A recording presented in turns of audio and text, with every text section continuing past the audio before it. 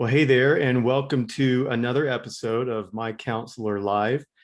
My name is Matthew, and I have the honor of hosting today's episode. And man, do we have a great episode today. But before we get into it, I want to introduce to you our special guest and one of our counselors here at MyCounselor.Online, Mary Faxon. Mary, would you introduce yourself to our audience and tell the viewers just a little bit about yourself? Sure. Thanks, Matt. I appreciate getting to spend some time with you and our listeners here today.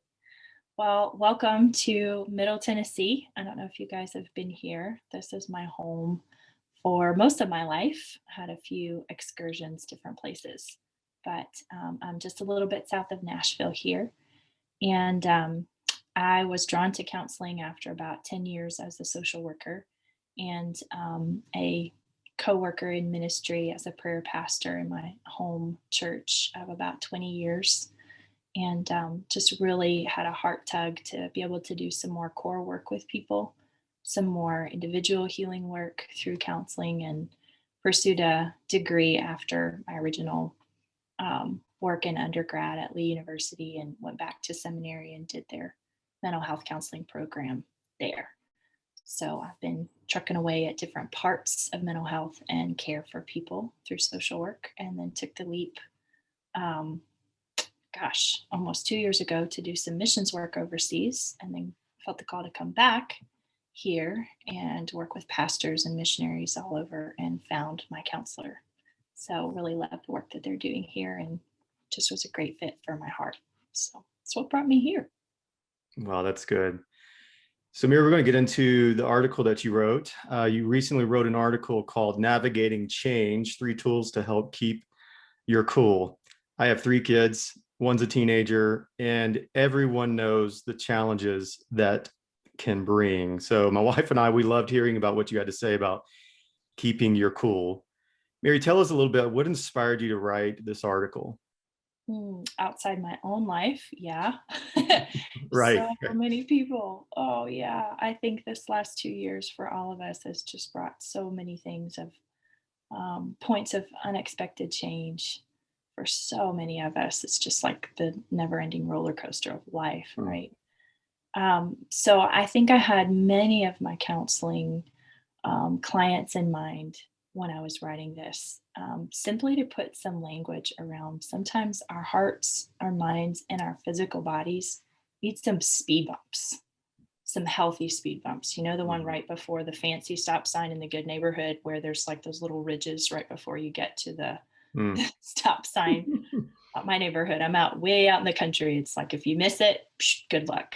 But if we could, we would really rather have those little kind of checks in our heart and our brain and our body to help us kind of slow down and get oriented to say everything feels like it's changing so fast and I just can't catch a breath or a minute.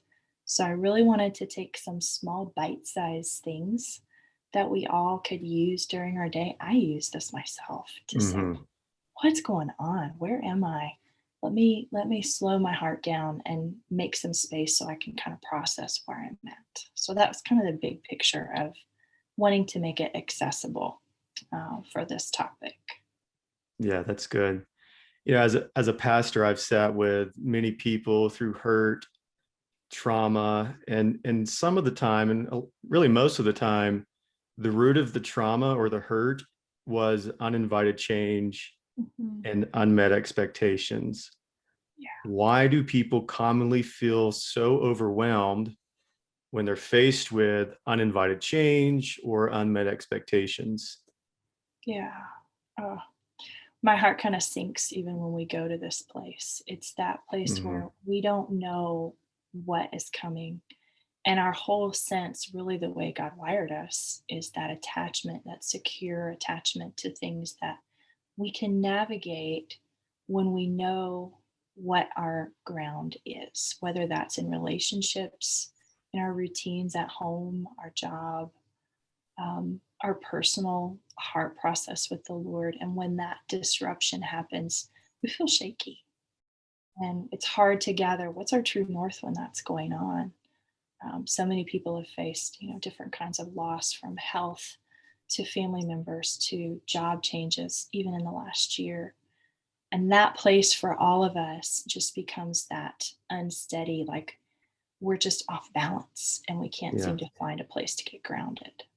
So really what we're trying to give is that sense of balance back to where we can navigate, we can choose a step forward if we could just find a little bit of balance somewhere. Yeah. So help me if that doesn't quite meet where you're looking, tell me some more and we can go a little deeper, but I don't want to go too far off your path because you're leading us well in this place. No, that was good. I want to get into the article just a little deeper.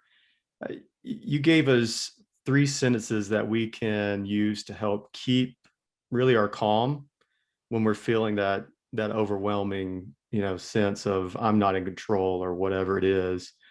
Can you explain what they are and really how they can be a helpful tool for us? Sure. Yeah. So that first speed bump we wanted to notice was literally getting a pen or a pencil in your hand. I've got a whole jar full of them. I keep them close. Do the physical act of getting some real old fashioned analog paper Hmm. and pen. There's a chemical connection that happens in our brain that we don't get when we go on a screen. I love digital tools, but they're not the same. So the first speed bump we want to use to our advantage of reconnecting with our reality and what's going on. Get a pen and paper, and we want to answer the sentence to say, like, what is the feeling that's actually going on inside of me? Is there Hmm. fear? Is there anger? Is that sense of I'm disconnected? I don't know what's going on. And finish the sentence. That feeling is highlighting a need inside of us. It's how God wired our bodies. He knew we needed it portable. So we didn't just sit and go through a filing system, that we felt it. When we put a name to it, it's like pulling the curtain back for your kids if they have something in the closet they're nervous about. No, no, no, it's the old pair of boots in there. It's really not what you think it is. So we kind Hmm. of slow our mind down in that speed bump. All right. Yeah, well, if I can, before you get to the next sentence, I was already Absolutely. convicted because I was going to do everything on my phone, but now I know I'm going to use an actual piece of paper and a pen. So that's good to know. It's that speed bump you talk about is what you're feeling as a guy, and not just really to single out guys. It's sometimes hard to kind of communicate right down what we're feeling. Sometimes that's probably a result of just maybe fear of rejection or disapproval. What advice do you have to those who struggle to find out how they're really feeling inside? Yeah, absolutely. It takes so much courage to notice that's really there. Because Hmm. in our culture, especially in the West, we really highlight, busyness and productivity and moving through, pulling ourselves up by our bootstraps. But actually, God's design for us is to alert us to what's going on. God's an emotional God. Hmm. We can't divorce that from his character. Jesus was angry, sad, and obedient when he went to raise Lazarus from the dead. Hmm. Right? He was all of those, and it pointed him towards the Father. So when we start to notice that God given wiring that's happening inside of us, it's not broken. If we Yeah. could say anything to our listeners to encourage their hearts, it's not broken when you notice an emotion. It's working really well. It's just Yeah. pointing you to a need. Yeah. I like that what you said. God has emotions. Sometimes we just view God as just this, old guy with a beard, the staff, and dare you have an emotion towards him Yeah. as if he's not big enough to handle that. Yeah. That's I always tell people, my God is big enough to handle your fears, your doubts, your questions, and your Mhm. feelings. So that's really good. So keep going. This is good stuff. Sure. So if we just look at speed bump number two, very gentle speed bumps. They're not meant to be, like chasing parked cars kind of speed bumps, just small ones. The next one we look at is writing the thought itself. Like if this is my actual fear, then we want to actually just finish that sentence out. So, well, then what does that mean? If Hmm. I lost my job, or I don't get to connect with this person the way I thought, if they maybe do perceive me this way, well, what does that mean? Just finish it out. It's almost like we're pulling that flashlight kind of close and shining the light of truth on it. So, well, what does that mean to me? Maybe I feel lonely. Maybe I do feel that Mm. closeness of rejection again. And it shines a light on a place where we do need to notice, well, then I'm going to feel sad. Then what? What do I need? I know I need connection with someone, but we can't actually reach for what we need until we finish the thought itself. Otherwise, it's just kind of running around in the middle of nowhere and just leaves us hanging. Yeah. Right. So, okay. Yeah. So, yeah, go ahead, No, please. I was going to say, keep going, because this next one is really useful. So tell us about this third tool that you write about. Yeah, so I have no credit in this one. This is from some of our work from our therapists we have, and I give full credit to our therapist Matt at the time. Credit to your name. Uh, it's simply aligning with your limitations, and it gets me every time. When I sit and I notice, well, what does this mean? I actually can't do these 5 things. Maybe I'm worried about what's going to happen, what comes next. If I sit down and I start to list out, well, what are the things I absolutely can't do? You have 3 kids.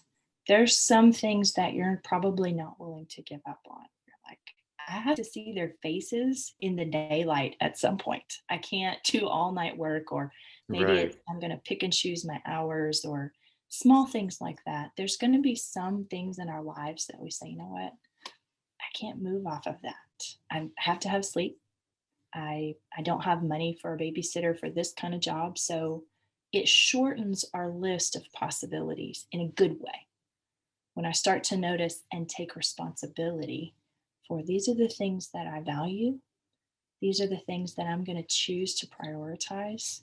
It also invites us to consider with some kindness for ourselves that, you know what, these are the things I'm not going to bend on. And again, it opens the door for us to say, God, help me see some of these things. Help me sort through what are my absolutes. So, Hmm. does that make sense? It takes a burden off of us, Mm-hmm. which, hello, we could probably all do. It just helps release that burden of, what we're really not in control of. Mm-hmm. You gave a bonus tool that we could all really use. In fact, it's a biblical tool. Do you want to elaborate on that one? Sure, sure. And we call it a bonus simply because most of us stop at those first 3 bumps and we go, okay, it's all on me. I've figured my limitations. I know what I've thought. I have to take my thoughts captive. But God also wired us for connection. It's actually the way that we reflect his love and his creation the most. When we turn to safe people in our lives that we can just be with and share our hearts with, when we turn to one another, when we identify, you know what, this is a person that when I'm down, I can just be myself with them and I need to let them know where I am on the map. They can't fix it.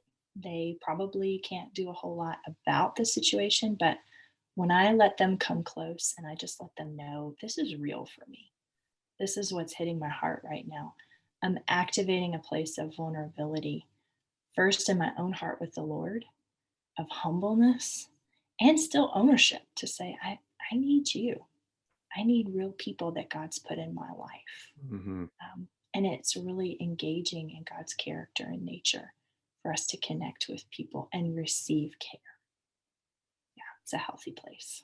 Yeah, God wired us for connection. And, I pound this. This is God never meant for us to live on the island of loneliness. Oh, And I just love that, and I tell people, if something's out of control in your life, you don't just have people, and I think you hit it on the head. It's the right people, the healthy people, but you also have a God who's in control, who mhm. loves you, promises to take care of his children. So there's another big factor that's in our corner.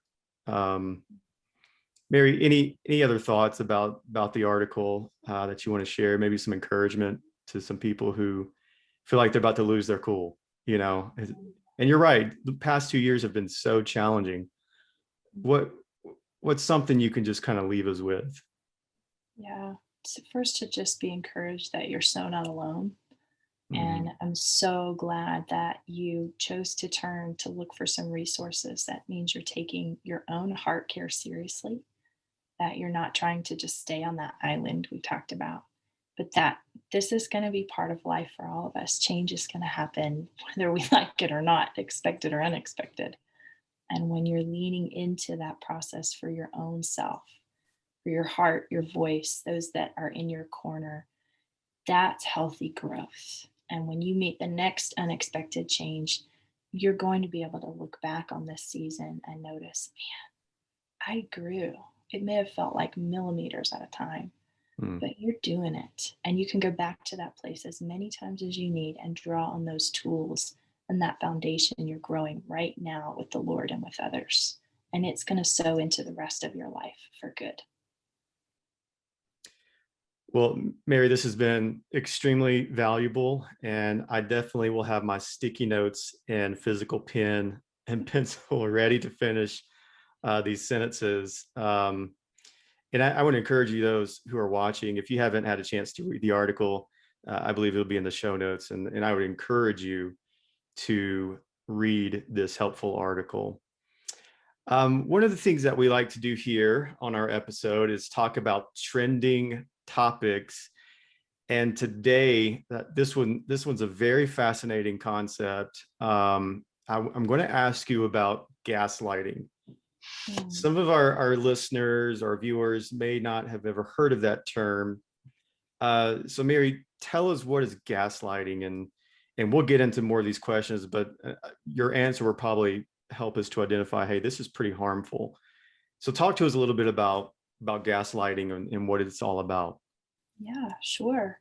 You're right. I don't think we talk about it enough in our culture. We don't recognize it as something that we do. Gaslighting is pretty much anything that someone, when someone presents their need or their emotion, say their perception of something going on in their life, and someone else returns with an invalidation and a really persistent attempt of invalidation of that experience, their emotion, to say, like, that didn't really happen.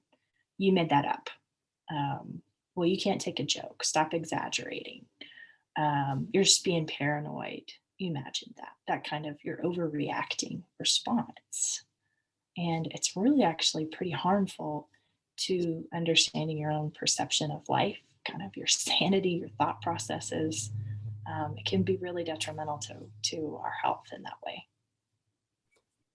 Yeah. So gaslighting is essentially these small things that happen over time. Mhm. So this is hard, but how can someone recognize gaslighting when it's really happening to them? Mhm. When they start to notice, like those small phrases we discussed, maybe it's from a loved one. Even we've experienced it, some of us, from parents, that when we notice, I bring my emotion or my need forward, and it's valid. You have a real experience going on, but you consistently are kind of face planting into that message that I'm wrong and I feel insecure about, can I make decisions? Can I trust what I think? Can I trust what I feel? And just kind of notice that swirling sense of, I don't know if my perception is reality, if I can Mm. trust that. That might be a check and balance for you to kind of notice, what's the message that my heart's receiving right now. um, Something they can do as far as noticing that, it depends on who you're talking to. If you feel safe enough with that person, check in with them. Mhm. What would it be like for you to say, you know what, this kind of hit my heart in a way. Like, I think you're misunderstanding me. This hurts. I don't feel like I'm being heard in a way. But they may not feel safe to say that. Yeah. Um, but I don't want to steer that part of like where we're going too much. Is there anything else that you notice that questions have kind of come up in this discussion? No, I mean, I think you were about to get into it, Okay. though, about for those who are experiencing gaslighting right now. Mhm.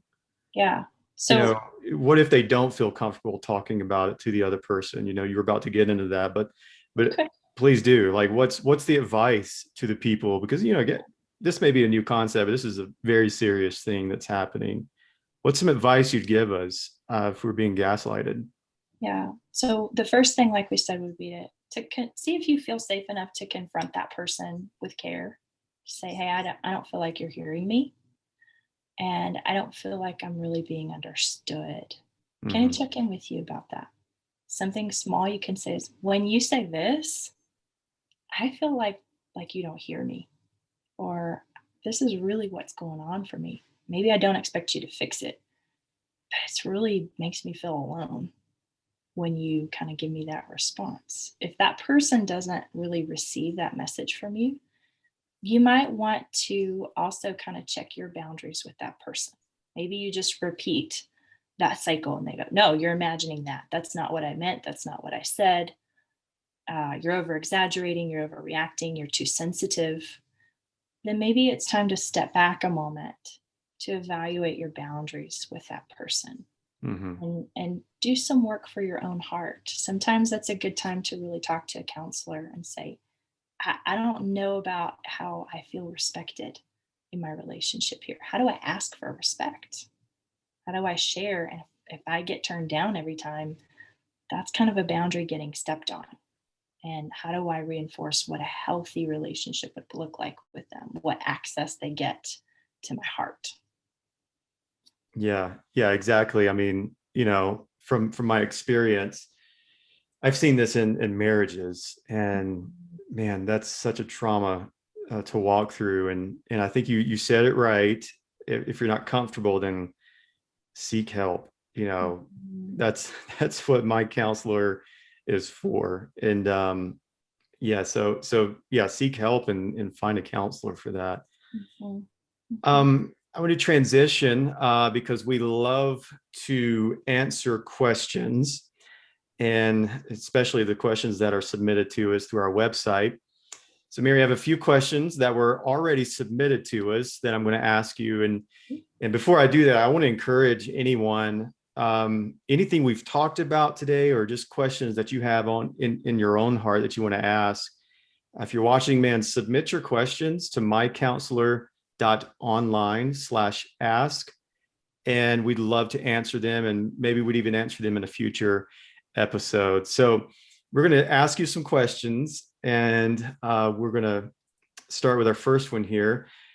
The question is, I am a newlywed and I'm struggling to communicate to my husband that sex is either numb or painful for me. What should I do?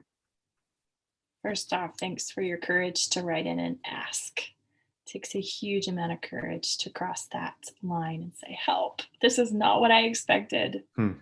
What is going on? How do I meet this need? I have no idea. So thanks for that. Um, this is more common than you might think. You're not alone. Once again, the first thing I would want to notice with you is to say, you know what, if there's an area that you're experiencing pain, it's okay to stop. One of our wonderful trainers has a great phrase that I just use all the time. It's like, we don't play through pain.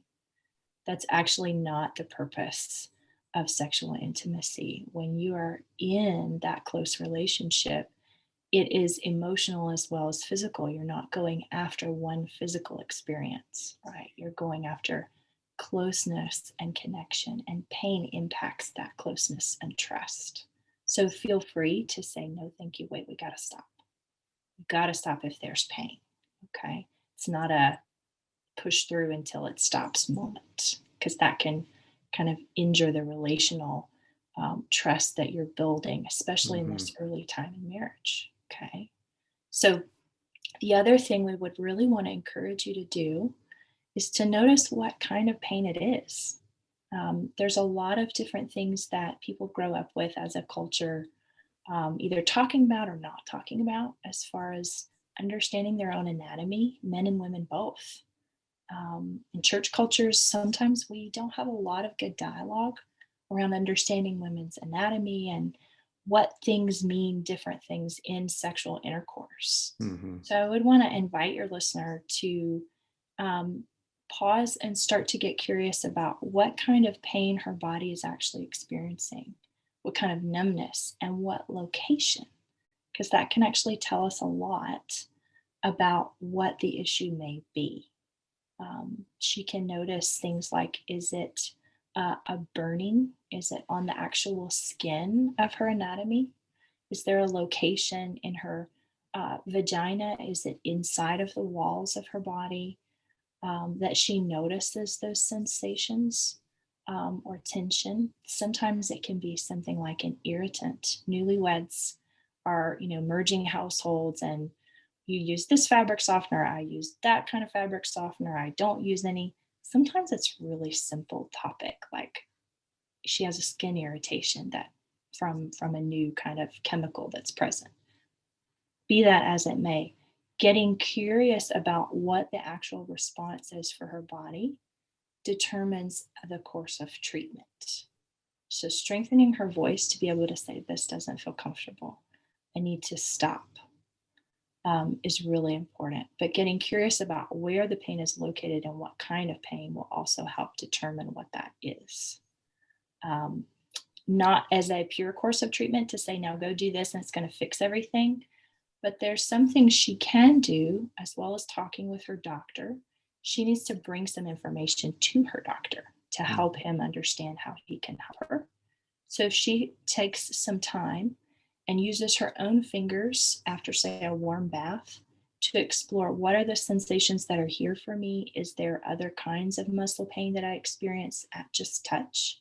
She can bring that information to her doctor, and he can also help her understand a little bit more if there's a physical nerve connection going on, if it's a tactile something, or if it's an emotional process that she's processing with her spouse. It's unique to every person, but those are some simple things that she could begin with to speak with her doctor, and maybe even if he could refer her to sometimes a pelvic floor specialist or a counselor, depending on what her background is and what she discovers about that kind of pain or numbness. Can I give a quick word about numbness? Do you Yes, have time for please. that? Okay, so quick point to notice, especially for newlyweds. If this is her first sexual encounter, it may be that her body, when she experiences numbness, is experiencing overstimulation. Like, God created our eyeball with a really specific environment. It needs to be clean. It has different types of irritations that affect it. It's no different from the female anatomy. The clitoris has certain kinds of stimulation that provide different kinds of pleasure for it. If there's too much stimulation, it can mean that that numbness kind of takes place. It's overstimulated. And she may be able to notice that numbness kind of stops after stimulation stops. So cleanliness and gentleness for both parts, if you understand your body as God made it, that they're all unique. Every piece of your body is unique and requires unique care. We kind of want to pull those layers of shame sometimes that come with understanding what's going on with our body, and that it has a unique care process for it. So just as an encouragement on the piece of numbness, that may help with understanding, well, just slow down, stop stimulation for a minute or two, and it may actually come back to some sense of pleasure for her. Again, just strengthening her voice, letting her spouse know, this is what I experienced right here, right now. Okay. Does that help a little bit? Yes. I mean, I took some notes. Don't play through pain. I mean, we could use that in all aspects of our life. And again, we're back at expectations, setting the expectations. Probably a key to life, if maybe we can get that. We move on to our next question. And again, thank you for that question. It takes a lot of courage to ask a question like that. And thank you for answering it, Mary. That was very helpful. We move on to our next question. This question is about children. So this person writes, my boyfriend and I disagree on whether or not we want to have children in the future. I want to have kids, but he doesn't. How should we approach these conversations? Mm, such a nice place to jump in at the deep end, shall we? Let's not wait in. Let's just jump in. Yes. Yeah. So, one of the things we do often in couples work and premarital is to build safety in communication, right? I could give you 5 reasons that children are a blessing from the Lord, that it's scriptural, that it is, all the things in scripture that we understand about family as a blessing of God. But my role in that place and really in our relationships is to be able to help facilitate people coming together to understand one another's hearts, to understand meaning. So, even just hearing this couple who are struggling to begin building these really crucial conversations, Mhm. cheers to you for asking this question at this stage before you're married. Really good job. So, one of the encouragements I would give you is to notice again, your thoughts are really important. Your reasons for wanting children are unique to you, as your spouses or your future spouses are to them. So, creating a safe space for you guys to just hear what is going on in your heart when we come to this place. That's really going to be a crucial place for you guys. And it can look like, you know, just sitting down and saying, we're just going to listen. It's active listening together to say, oh, I think I heard you say this. When that happens, tell me what's going on in your world. Something must have impacted you at some point. What's that like? I don't try to fix that you in that moment. The point is just listening, just to be able to hear what's going on in your heart at this point in time. I'm not the same person I was 10 years ago. I won't be the same person in 6 months. I just won't. So neither will the other person. When we start to create those spaces where we're free to grow, we're free to Mhm. notice one another's thought processes, we feel safe to share what's going on inside.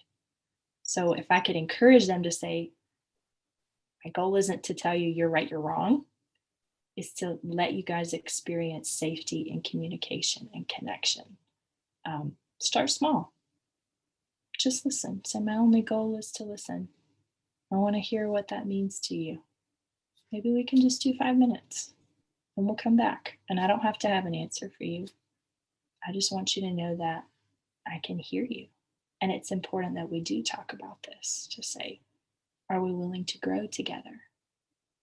And that's okay. Right? Yeah, and we don't know if this person is, getting married. Obviously, they're having conversations about that, but if you said something pre-marriage counseling, um, that's a good that's some good advice, because those are types of things that are discussed in those environments. And I would also encourage you to do that if that's the step you're about to take. Find a local church or MyCounselor.Online. Those are those are great spaces to have those conversations. And sometimes it does take the extra person in the room to help, especially when it comes to couples and those types of conversations. So Absolutely. thank you, Mary, for that. That was good advice. And again, thank you for asking the question. Again, please submit your questions, and we would love to answer them in future episodes. I want to thank everyone for watching and listening. And Mary, thank you so much for being on the show today. Your wisdom is much appreciated. And please keep those articles coming, as they are such a blessing. So thank you again, Mary. Mary, do you want to say anything as we close out our show today? Yeah, thank you, Matt, so much for hosting such a great space. And I just appreciate the work that goes into this time together. And I want to encourage your listeners that it does take that first really scary, vulnerable step of saying, I think I need some help, even if it's one time to check in with someone, to just notice what's going on in your world. That's a big step and it's an important step for your heart. So if you're kind of on the fence about checking out counseling, try it out for yourself. Be encouraged. We want to create safe places for you. Yeah, that's good. Thank you so much, Mary.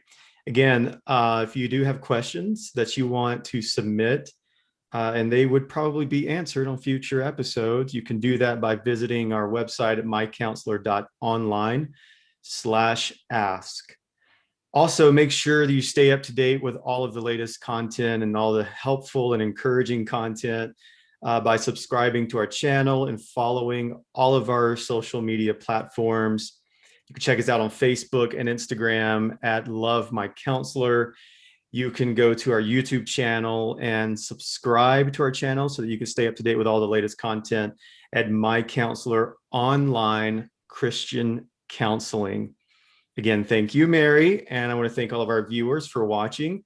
And we hope to see you next week for another episode of My Counselor Live.